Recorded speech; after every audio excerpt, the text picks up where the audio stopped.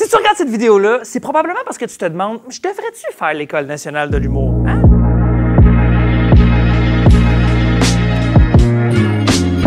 Est-ce que quand tu racontes une anecdote à des gens, mettons à la job, tu sais, t'es arrivé quelque chose, puis tu le racontes, est-ce que tu sais à peu près où est-ce que les gens vont rire? Hein? Puis attends, est-ce que quand tu re-racontes la même histoire à un autre gang d'amis, tu t'inspires de la dernière fois comment ça s'est passé, puis là, tu t'assures que ta joke, elle rentre à la même place, ou là, des fois, tu fais « Oh mon Dieu, la joke avait plus marché l'autre fois, mais elle disait de même, puis là, t'as réessayé une troisième fois qu'un autre gang d'amis, puis là, ah ouais, ça marche! » Mais c'est exactement ça que ça prend pour être une personne comique. C'est ce sixième sens-là. C'est tout. Le reste, ça s'apprend. La durée du programme de création humoristique est de 2 ans. En plus d'une tournée. La tournée des finissants débute à la fin mars pour se terminer à la mi-août. Donc, c'est très intensif. C'est important de souligner les exigences que comporte la formation, tout comme les exigences que comporte le métier pour les créateurs en humour. En création humoristique, on a une vaste gamme de cours qui sont donnés. En fait, ces cours doivent refléter les multiples plateformes sur lesquelles un humoriste contemporain peut s'exprimer. Autant de cours théoriques que de cours pratiques. En fait, on a beaucoup de cours sur la création de la blague, fait qu'on a genre et procédés sur comment fabriquer une blague. On a des cours de français, on a des cours de créativité. On a des cours en création pour la scène et des cours en interprétation, des cours de jeu. On va voir le corps, parce que c'est notre outil de travail. Fait qu'on va faire un peu de clown, un peu de mouvement. Ce sont des cours qui nous permettent d'être à l'aise dans notre corps, à l'aise sur scène. Des techniques vocales. Même des fois, ça devient super ésotérique là, sur connecter avec ta voix. Là. On va loin, des fois, c'est le fun. On parle beaucoup d'ail dans ce cours-là. Des cours adaptés aux médias contemporains, ce qui veut dire création de séries web, médias sociaux. Et on termine ce grand tour avec des cours un peu de formation un peu plus personnelle et professionnelle. Ce qui veut dire, par exemple, histoire de l'humour au niveau des connaissances générales. Puis on va aussi voir beaucoup comment suivre l'actualité, les tendances. On a des cours de politique. Et finalement, gestion de carrière pour vous préparer une fois que vous allez être sorti des murs de l'école. Tout d'abord, ce sont des gens qui travaillent présentement. Ce sont des gens qui sont très actifs dans le domaine de l'humour, des médias ou de l'interprétation. Ce sont des gens qui vivent au rythme de la culture.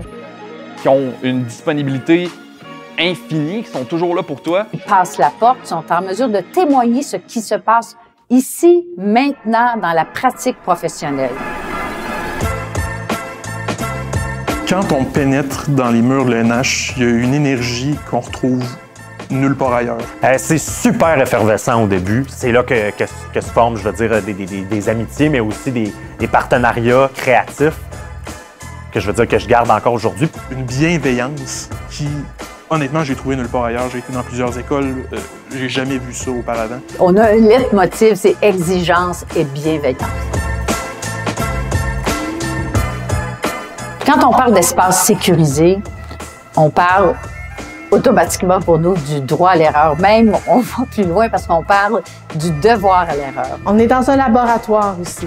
Donc, on est ici pour apprendre, on est ici pour essayer, on est ici pour des fois se cogner le nez. Parce que si on ne fait que se conforter dans ce qu'on comprend, dans ce qu'on connaît déjà, on n'évoluera pas.